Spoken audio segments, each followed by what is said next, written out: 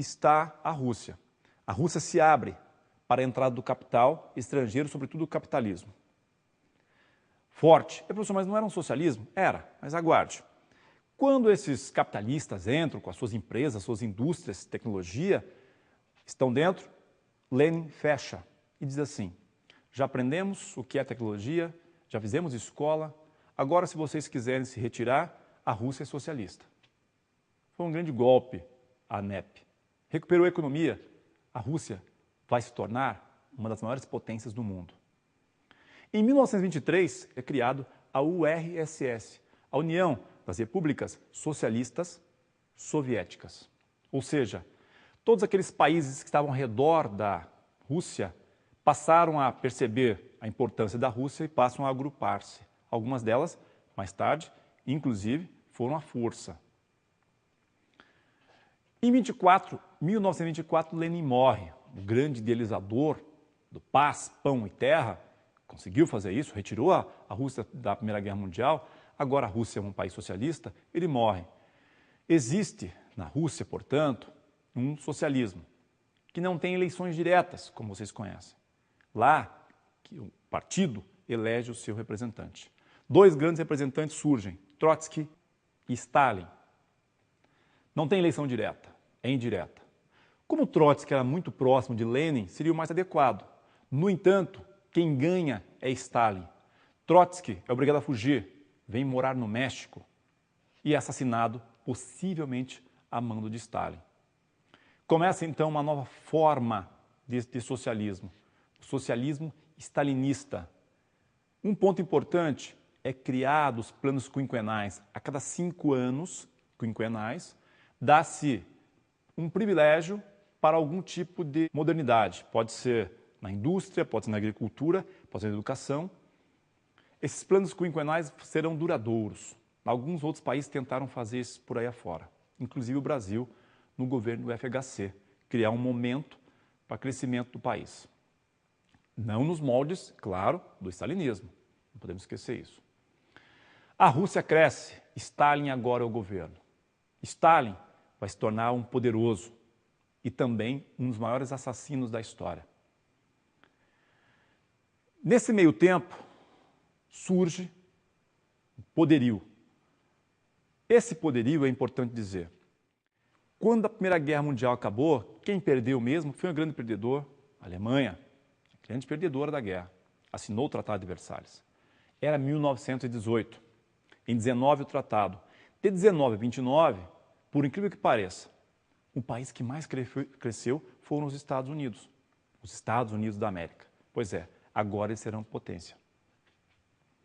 No entanto, em 29, nesse meio tempo, 10 anos, de 19 a 29, os Estados Unidos cresceram tanto, mas tanto, que não tinha mais onde pôr dinheiro. As grandes produções, porque pensa, na Europa, todos os países estão caídos, precisam reconstruir. Os Estados Unidos que vieram de fora, entraram na guerra depois, no lugar da Rússia, não. Nenhuma mosca com o nome de inimigo na testa entrou nos Estados Unidos. Portanto, não tem nada que reconstruir, nem uma janela precisava reconstruir. O governo tinha dinheiro. E aí passou a emprestar dinheiro para os países europeus. Consequência, a Europa enviava dinheiro para os Estados Unidos e, em troca, os Estados Unidos enviavam mantimentos, ferro, aço para a Europa. Consequência, Estados Unidos explodem em dinheiro. Só que essa explosão em dinheiro gera uma crise, por incrível que pareça. É chamada crise de 29. Essa crise de 29, por incrível que pareça, de 1929, ela ocorre nos Estados Unidos. Vão dar conta depois da crise. Essa crise foi comparada já a uma crise que acontece no mundo todo já na primeira década do século XXI. Parece que essa primeira crise de 29 foi superada pela crise que ocorre na primeira década do século XXI. Mas isso não vem em conta agora. O que é importante para você saber? Que essa crise vai levar o mundo ao desespero. O mundo todo, exceção a Rússia, que não tem bolsa de valores. É um país socialista. Então, tendência de crescimento. O Brasil quebrou, o mundo quebrou. Isso gera, esse quebrar, gerou em todo o mundo, e sobretudo em países como Alemanha, Itália, sobretudo na Alemanha, uma desconfiança. Espera um pouquinho, Vocês do mundo inteiro acreditam ainda no capitalismo? Olha o que ele fez com o mundo. Começam a surgir então estados totalitários. Mas antes de falar dos estados totalitários, é importante que você veja que até mesmo os Estados Unidos já tiveram, em grande quantidade, em pleno século XX, a fome. Veja um trecho, um fragmento do filme A Luta pela Esperança. Mr. Search, let's hang the fat hat to a tree. Cheer up, smile, nurse. I need 9 men, and only 9. 1, 2, 3, 4, 5, 6, 7, 8, 9. That's it. All right, let's get a move on. Come on, get going. Got a lot of work today.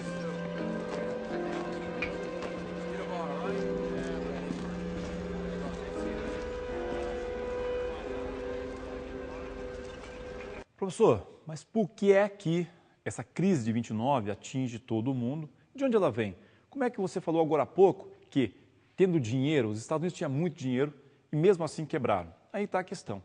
Alguns homens muito ricos passaram a investir na Bolsa de Valores e deixaram de fazer os seus trabalhos fora.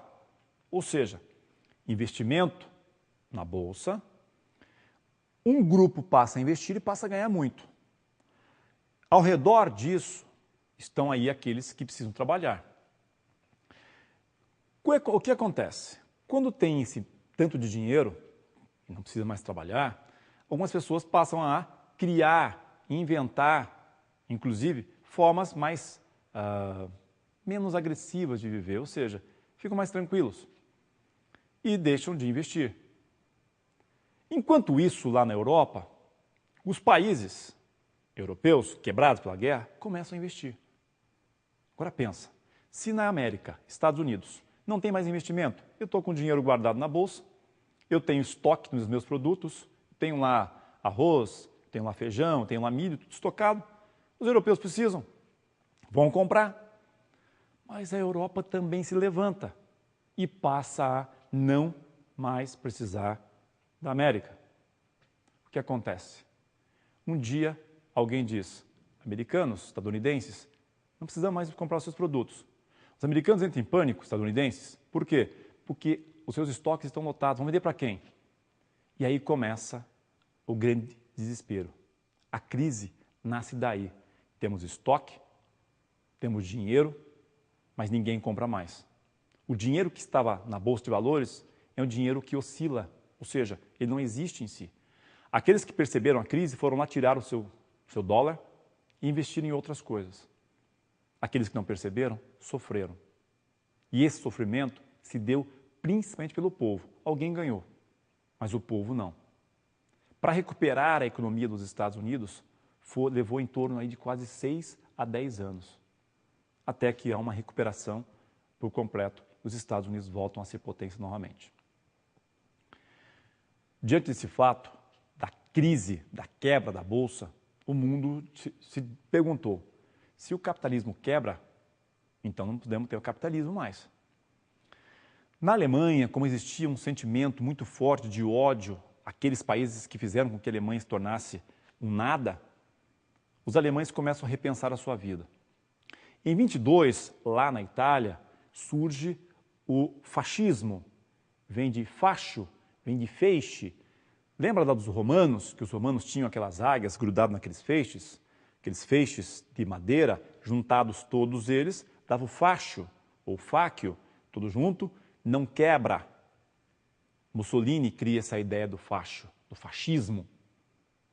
E aí a Itália começa a se fortalecer, baseando-se, isso é em 22 ainda, na possibilidade de uma melhora futura.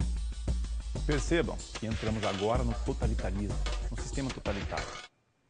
Aquela coisa do passado, de que a democracia podia servir de base para o mundo, esses países deixaram de lado.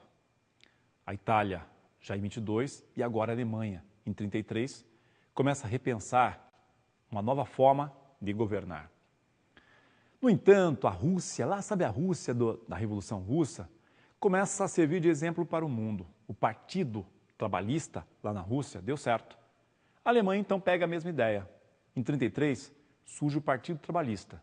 Dá a impressão que também é um partido socialista. O nacional-socialista. Não é. É o nazismo nascendo aí. Só que não tem nada de partido socialista, muito menos trabalhista. Vem pelas mãos de Adolf Hitler. Hitler tinha um grande ódio pelo passado, sobretudo ódio àqueles que destruíram a Alemanha. Durante a República de Weimar, o que foi a República de Weimar, professor? Uma tentativa de reconstrução da Alemanha após a Primeira Guerra Mundial. Hitler tentou dar um golpe de Estado. Não deu certo. E após o golpe, a tentativa de golpe, Hitler é preso. Em 1920, é criado então esse partido. Em 1933, dá certo esse partido. Hitler, depois, durante a sua prisão, escreve um livro chamado Mein Kampf, ou Minha Luta.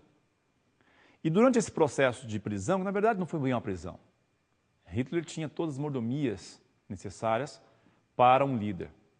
Estava preso, escrevendo, recebia flores na sua cela, comida boa, visitas. Quando Hitler escreve esse livro, o livro é publicado. E adivinha o que aconteceu?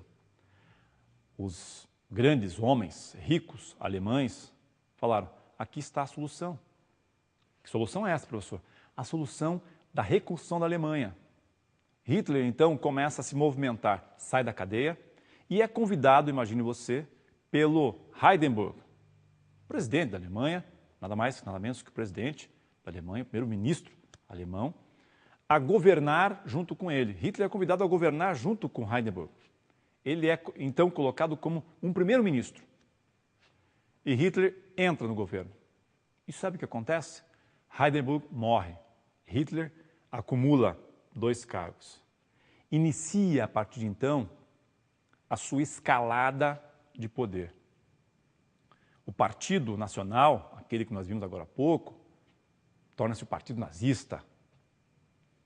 Esse nazismo de Hitler agora é levado adiante. Inicia a remilitarização da Alemanha. Lembra que eles eram proibidos de ter militarismo? Pois é, agora a Alemanha inicia a remilitarização. E após isso, amigo, ninguém segura a Alemanha. A Alemanha vai se tornar uma potência. Primeiro fator, dará empregos aos alemães que estão desempregados pela guerra. Dará comida à Alemanha, mas trará para a Alemanha um grande peso para a história. O nazismo nasceu lá. E as desgraças contra povos como os judeus, por exemplo, também nasceram. Hitler inicia a ideia de buscar, a partir desse militarismo, o espaço vital. E o pior, vai encontrar. O espaço vital vai ser a construção de territórios ou anexações de territórios para a busca e a conquista do mundo. Aí a gente já retorna à ideia da Segunda Guerra Mundial, onde Hitler se torna um grande ditador. Nesse contexto, também Vargas, no Brasil, começa a sua trajetória de ditadura. Isso era 1930, até 45, no fim da Segunda Guerra Mundial. Muito bem, viram esse breve século XX? Não pode esquecer que é só uma parte do breve século XX. Primeira Guerra Mundial, Revolução Russa, crise de 29 e sistemas totalitários. É importante que você, cada vez mais, busque o conhecimento fora daquilo que você viu aqui. O seu professor, a sua professora, eles são muito importantes também nesse processo. As pessoas que estão ao seu redor, leitura, leitura, leitura. Dessa forma, a sua questão, a sua prova no vestibular será muito fácil. Um grande abraço.